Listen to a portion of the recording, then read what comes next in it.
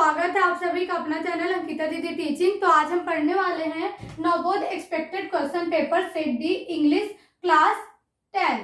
ठीक है, तो देखो हमको जो क्लास 10 था उसका जो इंग्लिश सब्जेक्ट है ना, तो इंग्लिश सब्जेक्ट का जो ग्रामर है डू एज डायरेक्टेड करके, तो डू एज डायरेक्टेड में हमको इंग्लिश ग्रामर का क्या दिया गया है, आदर्श उत्तर के द्वारा जो इंपॉर्टेंट क्वेश्चन दिया गया है उन सभी इंपॉर्टेंट क्वेश्चन को क्या करने वाले हैं, हम डिटेल में पढ़ने वाले हैं। ठीक है, तो इससे पहले मैंने सेट ए, सेट बी और सेट सी को करा दिया है। अगर आप लोगों ने उस वीडियो को नहीं देखा होगा तो उन वीडियो को भी देख लीजिएगा। मैं उन वीडियो का लिंक इस वाले वीडियो के डिस्क्रिप्शन में डाल दूंगी। ठीक है, तो देखो डू एज डायरेक्टेड है ना, डू एज डायरेक्टेड का पहला क्वेश्चन क्या है, it was raining, I was watching TV.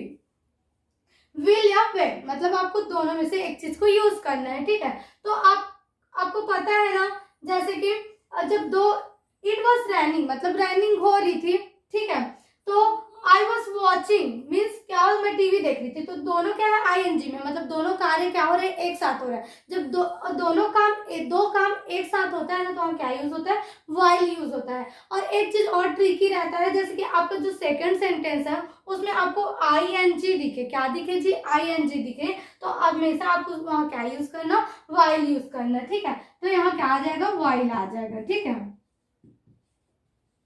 While, it was raining while I was watching TV. आया समझ में। अब सेकेंड क्वेश्चन देखो, ही इज यूरोपियन। ठीक है, क्या बोल रहे हैं जी, he is European, a an the, मतलब आपको ए एन या द एक को यहाँ ब्लैंक में डालना है। ठीक है, तो देखो यूरोपियन, ठीक है, हमेशा ए एन द यूज करने के लिए हम कौन सा वर्ड्स को देखते हैं, ये जो ब्लैंक के बाद रहता है उसको देखते हैं। तो यूरोपियन, यूरोपियन मीन्स क्या होता है, कोई बंदा है जो कहाँ रहता है, यूरोपीय है, यूरोप में रहता है।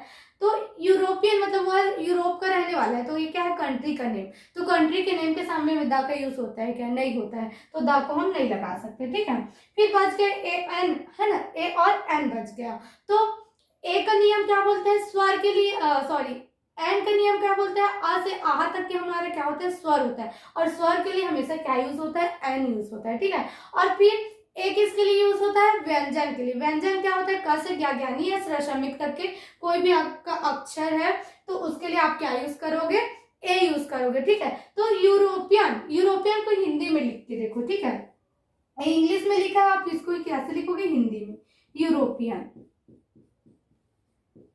यूरोपियन, है ना।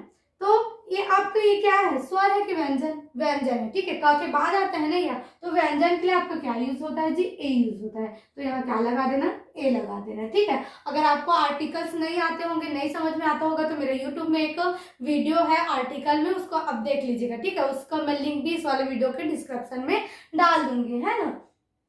तो क्या हो गया, ही इज अ यूरोपियन। आया समझ में। अब तीसरा क्वेश्चन क्या है, Sanjana has been using this cycle 2014। ठीक है, फॉर फ्रॉम सिंस, मतलब हमको तीनों में से एक यूज करना है, फॉर फ्रॉम सिंस। ठीक है, तो हमारा ये ब्लैंक के बाद क्या है, 2014। 2014 क्या है जी, एक निश्चित सन का नाम है, और सन का नाम हमेशा क्या होता है, निश्चित होता है। मतलब एक बार जो सन आया वो फिर गया, आया और गया। ठीक है, तो उसको बदला जा सकता है क्या, नहीं बदला जा सकता।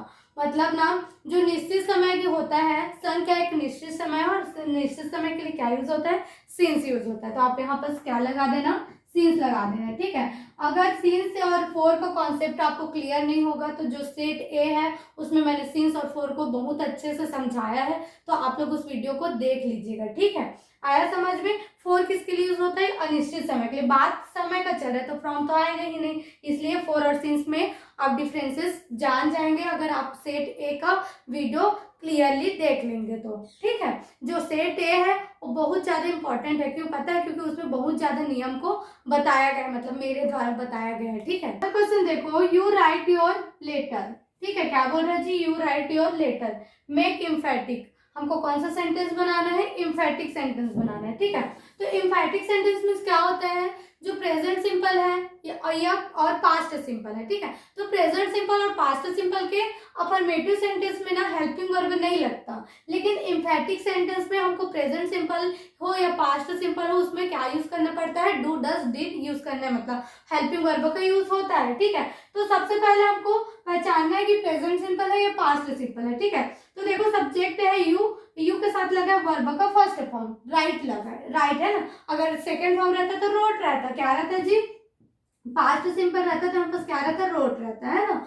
तो सेकंड फॉर्म रहता तो पास्ट सिंपल होता, लेकिन फर्स्ट फॉर्म में मतलब हमको समझ में आ गया कौन सा टेंस है, प्रेजेंट सिंपल है ना। तो प्रेजेंट सिंपल में कौन सा हेल्पिंग वर्ब आता है, डू और डस आता है, ठीक है। कौन सा आता है जी, डू और डस आता है। तो आई यू वी दे के साथ कौन सा हेल्पिंग वर्ब आता है, डू आता है, और ही सी इट नेम के साथ क्या आता है, डस आता है। तो आपके यहाँ क्या दिया, यू दिया क्या, तो यू के साथ कौन सा हेल्पिंग वर्ब आएगा, डू आएगा, ठीक है। यू डू राइट, फिर जो यहाँ तो वर्ब का फर्स्ट ही फॉर्म दिया है, लेकिन इम्पेरेटिव में हमेशा जो भी अगर आपका वर्ब का फर्स्ट फॉर्म है तो फर्स्ट ही रहेगा, सेकंड या फिफ्थ तो हो गया तो वो भी वर्ब के फर्स्ट फॉर्म में ही बदलता है, ठीक है। यू डू राइट, फिर क्या था आपका जो ऑब्जेक्ट है वो आ जाता है, ठीक है। तो योर लेटर,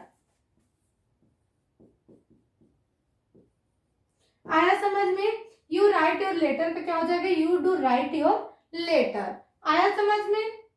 अब पांचवा क्वेश्चन देखो, हिमांशु वेंट मुंबई, ठीक है। क्या बोल रहे हैं जी, Himanshu went Mumbai at question tag, हमको क्या ऐड करना है, क्वेश्चन टैग। तो क्वेश्चन टैग के लिए क्या पहचानना पड़ता है कि अफर्मेटिव सेंटेंस है या नेगेटिव सेंटेंस।